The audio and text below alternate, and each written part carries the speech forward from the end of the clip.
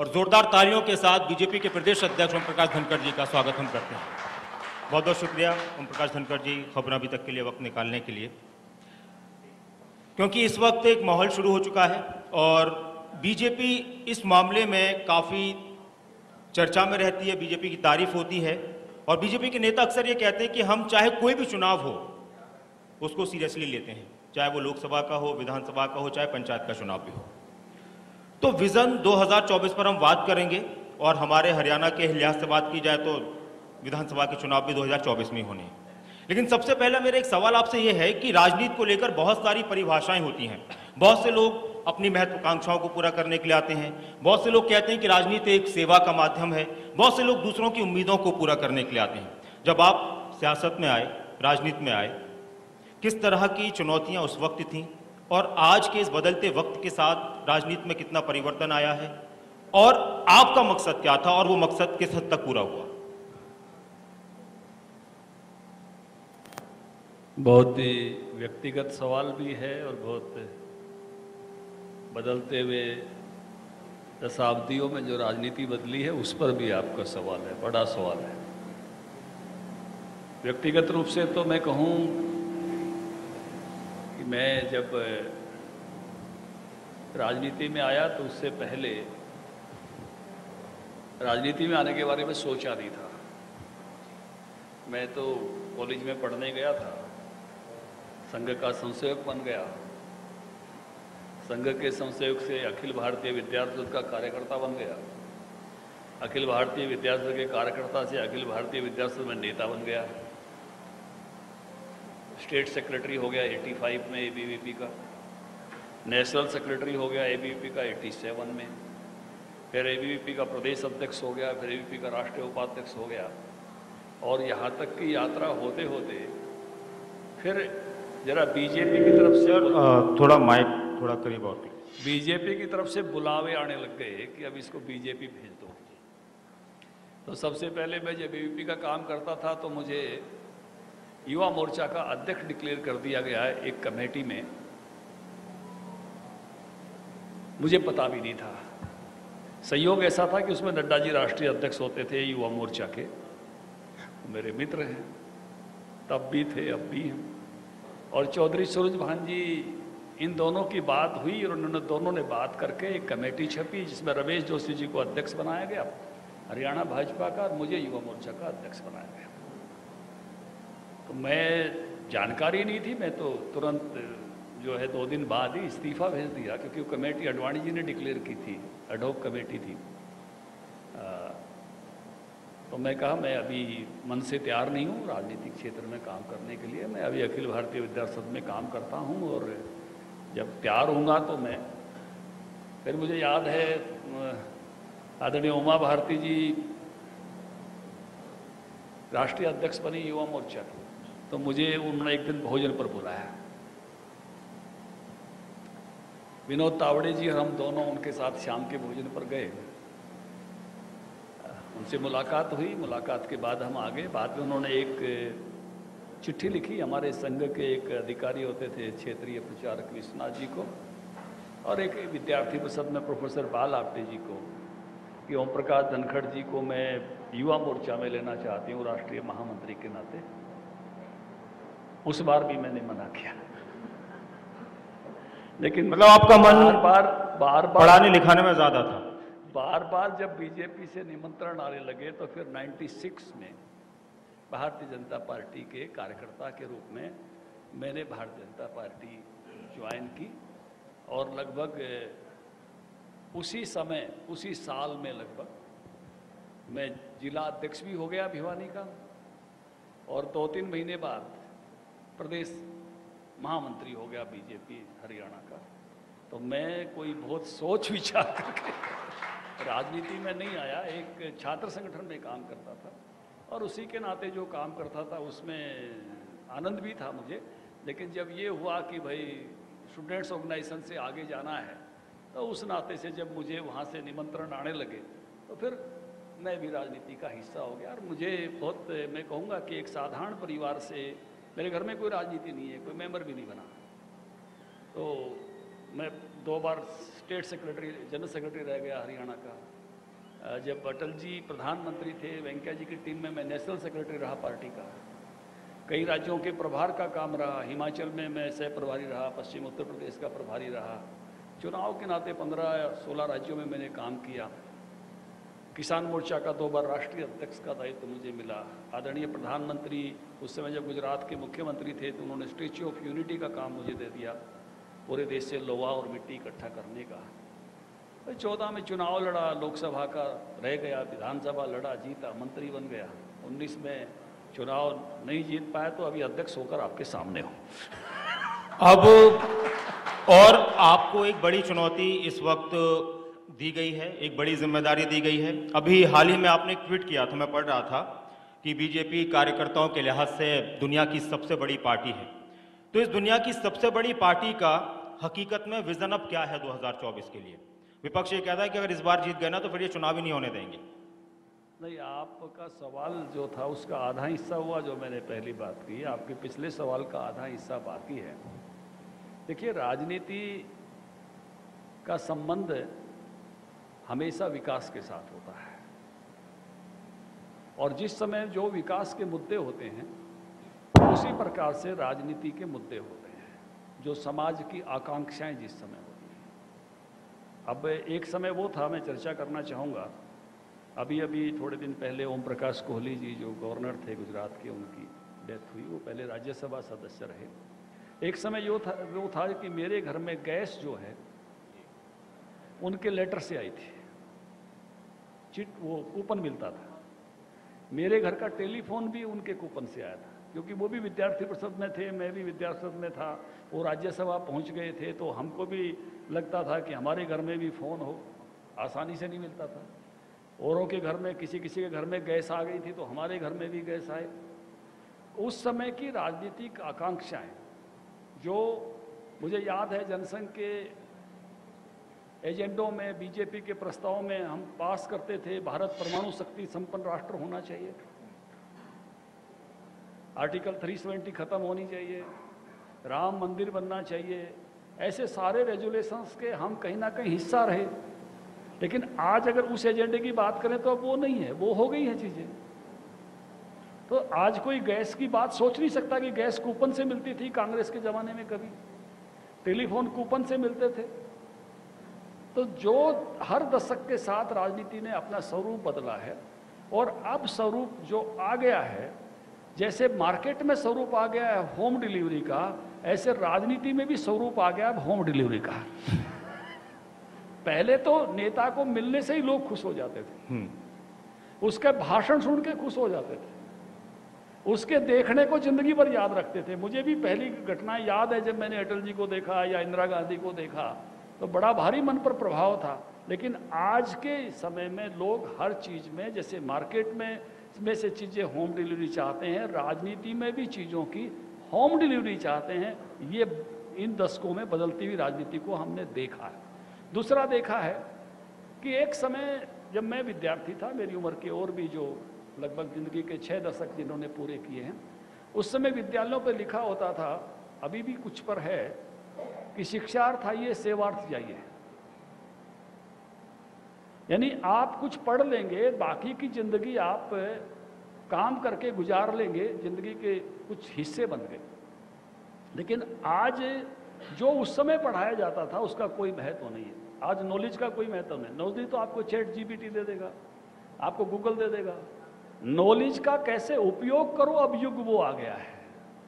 आज पहले कुछ ज्ञान रखने वाला ही आदमी महान मान लिया जाता था, लेकिन आज ज्ञान तो सर्वत्र उपलब्ध हो गया। आप ज्ञान का उपयोग कैसे करते हो, अब आपका वो सेवार्थ भी पक्का नहीं है और शिक्षार्थ कभी खत्म नहीं होता। अब नए चैलेंजेज हैं। उस समय ऐसी महत्वाकांक्षाएं नहीं थी जो आज स्टार्टअप जैसी महत्वाकांक्षाएं हैं, कि नया आइडिया लाओ, पब्लिक के क्या काम आ सकता है, और उस नए आइडिया को इम्प्लीमेंट करके और आप जो है किस तरह से दुनिया को सुगम, सरल, अच्छा बना सकते हो। आज आपको दोनों दुनिया में जीना पड़ता है, जिसकी बेटा मैं भी कहूँगा मैं आपको जीना पड़ रहा है, साथ साथ आप सबका भी ये कार्यक्रम फेसबुक पे लाइव चल रहा होगा कहीं ना कहीं, और आप एक्चुअल में भी कार्यक्रम चल रहा है। तो ऐसी जो आर्टिफिशियल दुनिया है उसमें भी आप हो और उसमें भी आपकी इमेज बिल्डिंग का, आपके बल्कि बिजनेस का भी, दुनिया भर की चीज़ों का काम चल रहा है, वहाँ के चैलेंजेस भी आपके सामने हैं और रियल जो जगत है उसकी ज़रूरतें, उसके चैलेंजेस भी आपके सामने हैं और इस सब में मायने बदल गए हैं। चाहें नहीं चाहें आपको ऐसी करेंसी को अडॉप्ट करना पड़ रहा है सरकारों को, क्रिप्टो करेंसी जैसी, चाहे या आप कम चाहें ना चाहें, लेकिन आपको ये बातों को स्वीकार करना पड़ेगा कि मार्क जुकरबर्ग जैसे आदमी 250 करोड़ लोगों को एक सेकंड में प्रभावित कर सकते हैं। 65 लाख करोड़ की भारत के बजट से कई गुना बड़ी आमदनी के मालिक हो सकते हैं। तो ये जो बदलते हुए युग के चैलेंजेस हैं, जिसमें एक समय ऐसा था कि टीवी जब आया था, ब्लैक एंड व्हाइट टीवी हम देखते थे और उसके कारण से कितने प्रभावशाली थे। आज टीवी को भी, चैनल्स को भी सोशल मीडिया के सामने चुनौतियां लेनी पड़ रही हैं और बल्कि सोशल मीडिया का हिस्सा बनना पड़ रहा है। ये इस समय के चैलेंजेस हैं सोसाइटी के सामने भी और उसके डिफरेंट जो डायमेंशंस में काम करते हैं उन सब के सामने। अच्छा, ये जो बदलाव आ रहे हैं, आपने बहुत सारी बातों का जिक्र किया कि कांग्रेस के वक्त में उस वक्त इस तरह से चीजें होती थी, अब इस तरह से हो रही हैं, तो ये चेंजेस, ये बदलाव किसी सरकार की उपलब्धि होती है या फिर बदलते वक्त के साथ चीजों को एक्सेप्ट किया जाता है, स्वीकार किया जाता है और उसी हिसाब से चला जाता है? देखिए, आपको हमेशा लोग बदलाव लेकर आते हैं, ये मानकर चलिए, और जो लोग बदलाव लेकर आते हैं उनके नाम भी लेने पड़ते हैं। मैंने अभी मार्क जुकरबर्ग का नाम लिया। आप आज भारतीय जिन चीज़ों में बदलाव ला रहे हैं, भारत का नाम आ रहा है। भारतीय लोग जिन चीज़ों में काम कर रहे हैं, जिन कंपनियों के सीईओज हैं, उनमें नाम आ रहा है। भारतीयों के प्रयासों से जो नई चीज़ें आ रही हैं उनमें भारतीयों का नाम आ रहा है। एक समय था जब दुनिया में जाते थे तो हर बात में यही होता था कि दुनिया में पहला ये है, दूसरा ये है, तीसरा ये है, लेकिन आज भारत में भी, मैं आपको एक छोटी सी बात बताता हूँ। अभी मैं गोवा गया था मैं टेबल टेनिस के एक गेम के लिए। क्यों गया था? हरियाणा का एक लड़का यहाँ गुड़गांव में एक एकेडमी चलाता है, हमारे रोहतक का है, दीपक मलिक। उसकी पत्नी उसके साथ साथ काम करती है और जो टेबल टेनिस के दुनिया के जितने भी गेम्स होते हैं सबकी रिकॉर्डिंग करती है और सबकी रिकॉर्डिंग करके उसमें कौन खिलाड़ी के खेलने के पैटर्न क्या हैं, या कोई आउट हुआ नहीं हुआ, जैसे थर्ड एम्पायर करके हम क्रिकेट में देखती हैं, तो ऐसी जानकारियां भी देती है दुनिया को। और दुनिया में इस काम के करने में वो दुनिया में गुड़गांव में बैठकर पहले हैं और इसलिए वर्ल्ड लेवल की टेबल टेनिस की ऑर्गेनाइजेशन ने गुड़गांव की सतूपा को गोवा में अपने साथ मिलकर मैच का ऑर्गेनाइजर बनाया और मेरे प्रदेश वाले को बनाया, इसलिए मुझे भी 2 दिन जाके वहां बैठना पड़ा। तो जो किसी भी सेक्टर में काम करते हैं और लीड करते हैं, तो ये लोग ही हैं। इन लोगों को वो सोच, वो आकांक्षा, जैसे मैंने कहा स्टार्टअप की दुनिया, मेरे जमाने में स्कूल कॉलेज में कोई स्टार्टअप की बात नहीं करता था साहब, बात करते थे 35 नंबर लेके पास होना है हमने अगली क्लास में जाना है, डिग्रियां लेनी है। आज चैलेंज सामने हम ले रहे हैं कि हमने कैसे लीड करना है, तो लोग ही लीड करते हैं। वो लीड करने का एनवायरनमेंट देना ये सरकारों का काम है और मुझे इस बात की खुशी है कि अभी जो सरकार है उसके एजेंडे पर है स्टार्टअप, उसके एजेंडे पर है ऐसी नई तकनीकें, उसके एजेंडे पर है ऐसी चीजें जो हम दुनिया में कैसे भारत अग्रणी बने। 2024 के विजन का आपने जो शीर्षक दिया है, यहाँ विजन लंबे समय का होता है और यहाँ पूरे अमृतकाल का विजन भारत के प्रधानमंत्री लेकर चल रहे हैं कि 75 से 100 साल की यात्रा, ये भारत की यात्रा दुनिया में होनी चाहिए। एक तरह से भारत किस प्रकार से हर क्षेत्र में नेतृत्व खड़ा करे, भारत किस प्रकार से हर क्षेत्र में लीडर बने, केवल पॉलिटिकल लीडरशिप की बात नहीं है, दुनिया के हर सेक्टर में हम लीडरशिप दे सकें, हम पहल कर सकें, आगे बढ़ सकें, ये लेकर चले हुए। आपके अनुभव को देखते हुए, आपके पुरानी जिम्मेदारियों को देखते हुए पार्टी ने एक बड़ी जिम्मेदारी आपको अब दी हुई है, तो आपके सामने एक बड़ी चुनौती है बीजेपी की पूर्ण बहुमत की सरकार हरियाणा में लेकर आने की, और क्या आप उसमें कामयाब हो पाएंगे? आपको लगता है कि पूर्ण बहुमत की सरकार बीजेपी की आएगी 2024 में हरियाणा में? निश्चित रूप से। देखिए, मेरे जैसा ऑर्गेनाइजेशन यहाँ किसी का भी नहीं है। अभी हम काम कर रहे हैं पन्ना प्रमुख बनाने में। 4 लाख पन्ने हैं वोटर लिस्ट में। 8 लाख पेज हैं, हर पन्ने पर 60 वोट हैं। 60 वोट में से एक कार्यकर्ता खड़ा कर देंगे। 6 अप्रैल तक हरियाणा में इस काम में हम लगे हुए हैं और आने वाले 25 दिसंबर अटल जी की जयंती तक उसको और मल्टीप्लाई कर देंगे, 5 कर देंगे, यानी 20 लाख कर देंगे। इतना संगठन का व्यवस्थित नेटवर्क दूसरी किसी पार्टी का नहीं है। दूसरी पार्टी आंतरिक कलहों से भरी पड़ी है, हाथ से हाथ जोड़ो की बात करती है, लेकिन दिल कहीं जुड़े हुए नहीं है। एक दूसरे की मीटिंग में नहीं आते हैं। संगठन आएगा आएगा आएगा आएगा सुनते सुनते हरियाणा के लोग थक चुके हैं। स्टेट लेवल का ऑर्गेनाइजेशन नहीं है, फिर डिस्ट्रिक्ट कहाँ होगा, नीचे कहाँ होगा और नीचे कहाँ होगा।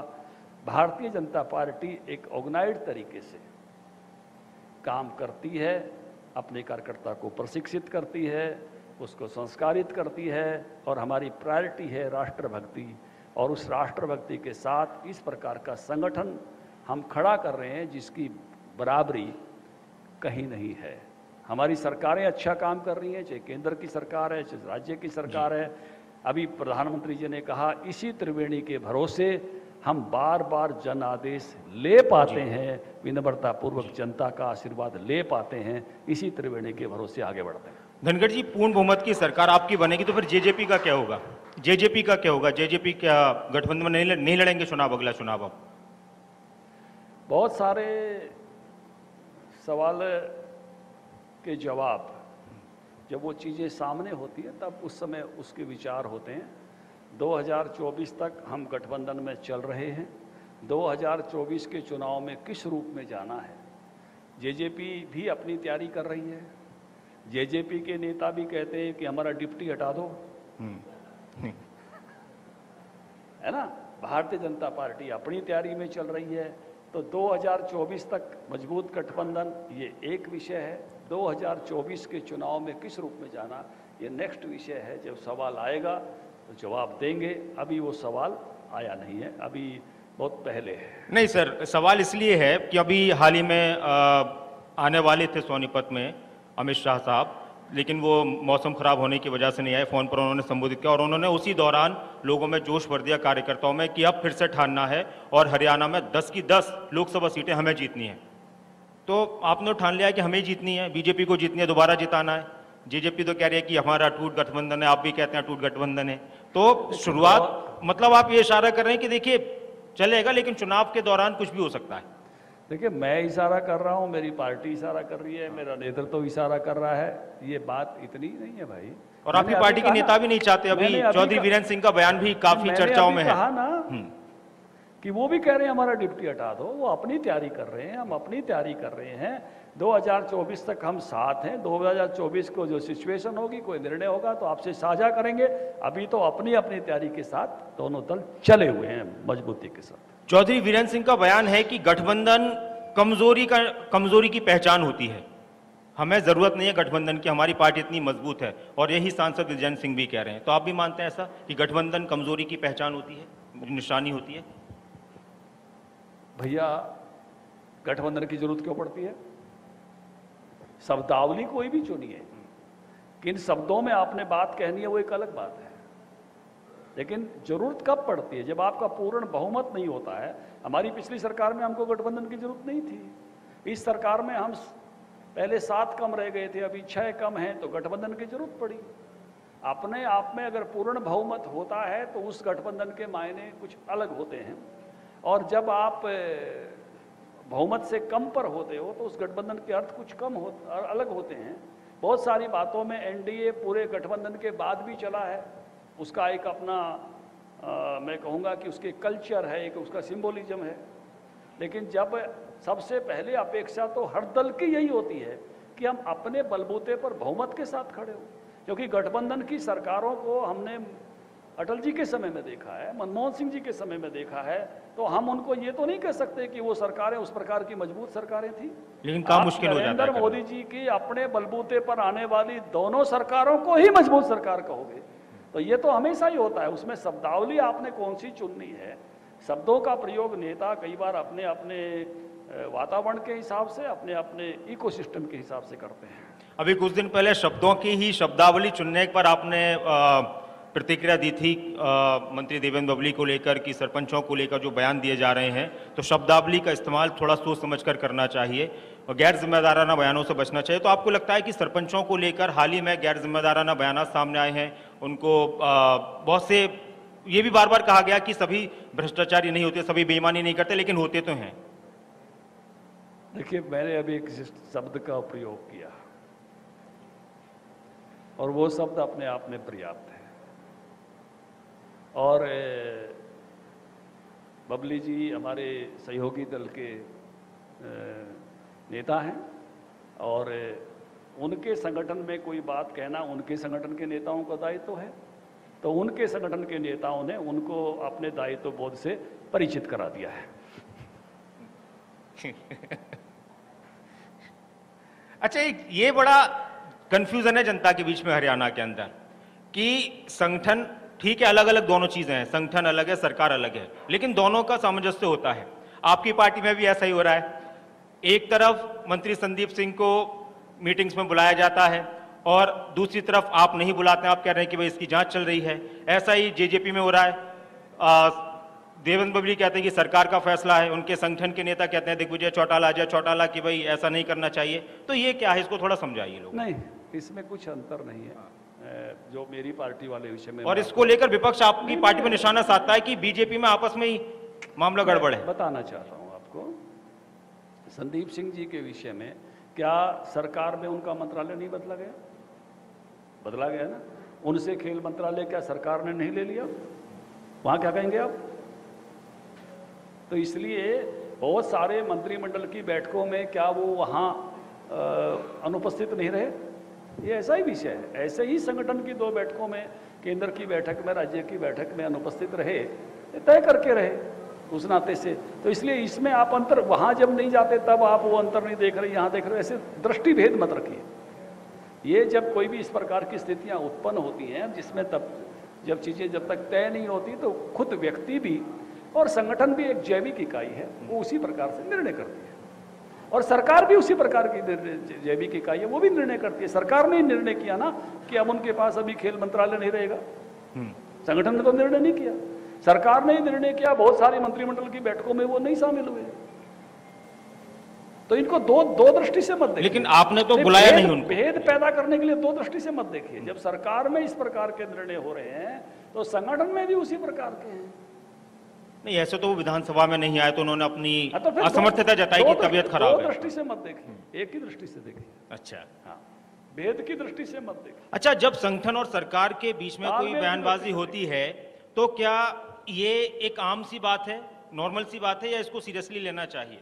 जैसे अब जेजेपी के हम बात करें, हालांकि आपके सहयोगी दल हैं तो उनकी मंत्री कुछ कह रहे हैं, संगठन के लोग कुछ कह रहे हैं। बबली जी आपके फोटो में मैंने देखा, शायद आने वाले जी आएंगे वो। हाँ, आने वाले हैं, तो आप ये सवाल उनसे पूछिए, जेजेपी के सवाल जेजेपी से पूछिए।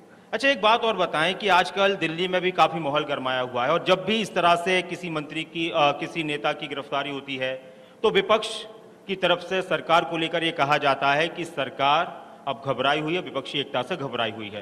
कल राज्यसभा सांसद आम आदमी पार्टी के राघव चड्ढा ने एक प्रेस कॉन्फ्रेंस की और फिर वही बात सारी आई कि अगर कोई आज के वक्त में कितना ही बड़ा भ्रष्टाचारी हो, बेईमान हो, गलत काम करने वाला हो, अगर वो बीजेपी ज्वाइन कर लेता है तो सारे केस माफ, वरना फिर कार्रवाई होगी। देखिए, मैंने केजरीवाल जी के बयान में देख रहा था सोशल मीडिया पर, पुराने शायद टीवी के बयान थे, अगर गलती है तो पकड़िए, गिरफ्तार करिए, रोज रोज बोलते क्यों हैं, कहते क्यों हैं। ये जो नेता अपनी सुविधा के हिसाब से स्टेटमेंट देते हैं, ये लोग देखते रहते हैं। देखिए, जनता के बीच में केवल सुविधा के स्टेटमेंट से बात नहीं बढ़ेगी। जब अरेस्ट नहीं हुए हैं तो आप चुनौतियां दे रहे हो, जब अरेस्ट हो गए हैं तो आप कह रहे हो उत्पीड़न हो रहा है। और एक बात साफ तौर से मैं बता देना चाहता हूं, जब किसी व्यक्ति पर आरोप लगते हैं तो उसका उत्तर स्टेटमेंट नहीं होता है।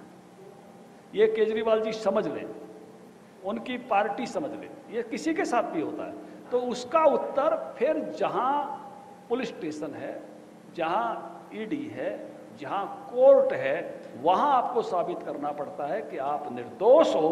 स्टेटमेंट उसका उत्तर नहीं है। आप पार्टी इस सारे विषय को केवल स्टेटमेंट देकर निपटाना चाहती है, तो इसका मतलब ये है कि वो जनता में किसी बात को एक परसेप्शन पैदा करने की बेसिक कोशिश करे। लेकिन भारत की जनता बहुत परिपक्व है, लोकतंत्र के 75 साल देखे हैं। ऐसे बयानों से अगर चीजें ठीक हुई होती तो इमरजेंसी के बाद कांग्रेस हारती नहीं। लेकिन विपक्ष ये भी कहता है कि जिन एजेंसीज की आप बात कर रहे हैं, बयानों से चीजें ठीक नहीं होती। जिस एजेंसीज की आप बात कर रहे हैं, विपक्ष कह रहा है कि तो अब सरकार के तोता मैना बन चुके हैं। ईडी, सीबीआई, सरकार ने इनका इस्तेमाल सिर्फ विपक्ष के खिलाफ कराना है।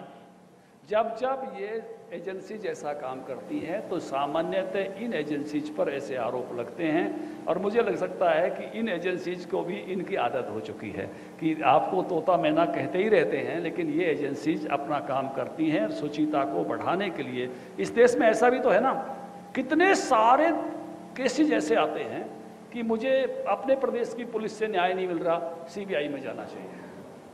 हर राज्य में मांग उठती रहती है। क्यों? इसलिए लोग इसमें भी सुविधा के हिसाब से अगर अपनी बात बोलते हैं तो देखिए, बोलना एक अलग बात है, स्वीकार्यता क्या होती है, लोग मानते किस बात को, वो एक अलग बात है। हमारी इन संस्थाओं की बहुत अच्छी साख है और लोग इन पर भरोसा करते हैं और इनके न्याय पर भरोसा करते हैं। और बहुत सारे लोग ये कहते हैं कि मुझे एजेंसीज पर और न्याय व्यवस्था पर बहुत भरोसा है, मैं इसमें से बेदाग निकलूंगा। जिन पर आरोप लगते हैं वो भी ये कहते हैं, क्योंकि भारत में सिस्टम अभी भी बहुत बेहतर हैं भारत में, और इसलिए इन सिस्टमों पर भरोसा किया जाता है और इसलिए भारत तेजी के साथ आगे बढ़ रहा है। हरियाणा में आपने कॉमन मिनिमम प्रोग्राम के तहत सरकार बनाई और जेजेपी का एक वादा था 5100 रुपये पेंशन का। जेजेपी के नेताओं के साथ आपकी बातचीत हुई सरकार का शीर्षक कुछ और था, विजन नहीं, मैं वो शीर्षक है सर, उसी शीर्षक पर आ रहा हूं। तो जेजेपी के कम से कम सवालों को शीर्षक से बांधे रखिए। जेजेपी के नेताओं का ये कहना है कि अगर 5100 रुपये पेंशन हम नहीं दे पाए तो हम फिर वोट मांगने नहीं आएंगे। कॉमन मिनिमम के तहत सरकार बनाई गई। अब ये विजन है आगे का कि इस तरह से आपको लगता है कि सहयोगी दल का इस तरह का वादा था तो उसको पूरा करने की दिशा में काम हो सकता है? मुझे ऐसा लगता है कि हरियाणा में सोशल सिक्योरिटी में, गरीब कल्याण में सबसे ऊपर है। 54% आबादी को चिरायु और आयुष्मान कार्ड में कवर किया गया है। ये छोटी बात नहीं है। पहले ये बात हम दुनिया के और मुल्कों में सुनते थे कि बीमार हो गए तो अस्पताल पहुंच जाओ, आपके पास पैसे हैं या नहीं है चिंता की बात नहीं है। आज हरियाणा की आधे से अधिक आबादी को ये सुविधा दे दी गई है। 54% को इससे बड़ी कोई बात हो नहीं सकती है। वृद्धावस्था पेंशन भी जिस तेजी के साथ बढ़ी, अब इसमें आपको सोचने की जरूरत क्या है?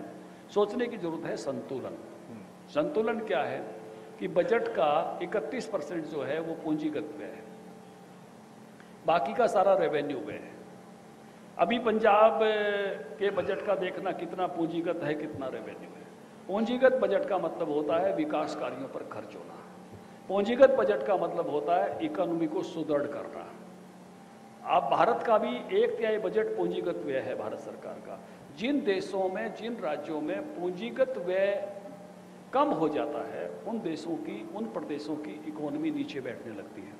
हमने दुनिया के कई मुल्कों के प्रधानमंत्रियों को रोते हुए, इस्तीफा देते हुए देखा है। हमने यहाँ बराबर में पाकिस्तान की हालत अभी हम टीवी पर रोज देख रहे हैं। श्रीलंका की हालत हमने देखी है। न्यूजीलैंड के प्राइम मिनिस्टर को इस्तीफा देते हुए देखा है। हमने इंग्लैंड के प्राइम मिनिस्टर को इस्तीफा देते हुए देखा है। हम इकोनॉमी की ग्रोथ रेट देख रहे हैं। हमसे ऊपर जो 4 इकोनॉमीज हैं, चाइना की, जापान की, अमेरिका की, इन इकोनॉमीज की हालत, जर्मनी की ग्रोथ रेट अभी भारत जैसे नहीं है। ग्रोथ रेट किससे आती है? पूंजीगत व्यय के खर्च होने से आती है। क्योंकि जब सड़कें बनती हैं, जब रेलें बनती हैं, जब नया इंफ्रास्ट्रक्चर खड़ा होता है तो कहते हैं कि 7 बार वो पैसा घूमता है, और केवल कंज्यूमर गुड्स पर जो पैसा जाता है, केवल खाने के लिए दिया जाता है, वो उससे कम घूम पाता है। इकोनॉमी में संतुलन बहुत जरूरी है। लोकप्रिय चीज़ें उठाना ये एक विषय है, लेकिन आज भारत में सबसे अच्छी पेंशन देने वाला कोई राज्य है तो हरियाणा राज्य है, इसकी बराबरी में कोई नहीं है। शीर्षक और हम अपनी इकोनॉमी को भी 31% पूंजीगत व्यय खर्च करके मजबूती के साथ खड़ा कर रहे हैं। ये हमारा दायित्व बोध भी है, समझदारी भी है, और हम सोशल वेलफेयर में, जैसे मैंने कहा, डंके की चोट पर कहा, देश का कोई राज्य हमारी बराबरी नहीं कर रहा। हम विश्व लेवल पर खड़े हो रहे हैं सोशल सिक्योरिटी। शीर्षक के हिसाब से सर एक सवाल ये है, ई टेंडरिंग का मुद्दा काफी गरमाया हुआ है। ई टेंडरिंग का मुद्दा काफी गरमाया हुआ है। मुख्यमंत्री के साथ सरपंचों की एक लंबी बातचीत चली, और इतनी लंबी बातचीत जब चलती है तो लगता है कि किसी ना किसी मसले का हल जरूर निकलेगा, लेकिन वो नहीं निकल पाया। सरपंचों ने ऐलान किया है कि 17 मार्च को विधानसभा का घेराव करेंगे। सरपंचों ने यह कहा कि सरकार पहले कोई फैसला थोप देती है, जिन लोगों का काम है उन पर थोप देती है, फिर बातचीत का बहाना बनाया जाता है। आपको नहीं लगता कि आने वाले वक्त में बीजेपी के लिए ये मुद्दा मुश्किल बन जाएगा चुनाव में? देखिए, एक बात समझने की कोशिश करिए, पढ़ी लिखी पंचायत बनाने वाला पंचायत मंत्री आपके सामने माइक लेकर बैठा है, और ये 20 लाख की अनुमति देने वाला भी वही। आपने सर क्या कहा, आने वाले पंचायत मंत्री आपके सामने है जी। ये 20 लाख की अनुमति भी मैंने दी थी। इस कांग्रेसी लोग कई बार झूठे बयान दे देते हैं, हमने दिया, उनके समय में नहीं था, मेरे समय में था। देखिए, वो भी क्या था उसको समझने की जरूरत है। सरपंच अपनी मनमर्जी से चीजें नहीं तय करता था, डिप्टी कमिश्नर हर चीज का रेट तय करता था। सरपंच को केवल इतनी सुविधा थी कि वो अपने मनपसंद आदमी को ठेका दे देता था। ये बैठे हैं मेरे सामने एक सरपंच। अभी क्या है कि वो मनपसंद आदमी को ठेका नहीं कर दे पाएगा, उसकी लिमिट तो 20 से 25 लाख कर दी। अब उसमें टेंडर करेंगे, और उसमें जब मान लो कोई 20 लाख का काम तय हुआ है और उसने 20 में दे दिया, टेंडर में हो सकता है कि कोई एक पार्टी ऐसी आ जाए कि 20 लाख के काम को हम 19 में कर देंगे और 1 लाख रुपया पंचायत के पास बच जाए। देखिए, जिस तरह से चीजें आगे बढ़ती हैं मतलब लोकतंत्र पुराने राजतंत्र से अच्छा है। आज कोई लोकतंत्र से पीछे जाना चाहेगा? टेंडरिंग एक बेटर प्रक्रिया मानी गई। ई टेंडरिंग फेसलेस होती है, उसमें आदमी सामने नहीं होते, उसको और बेटर माना गया है।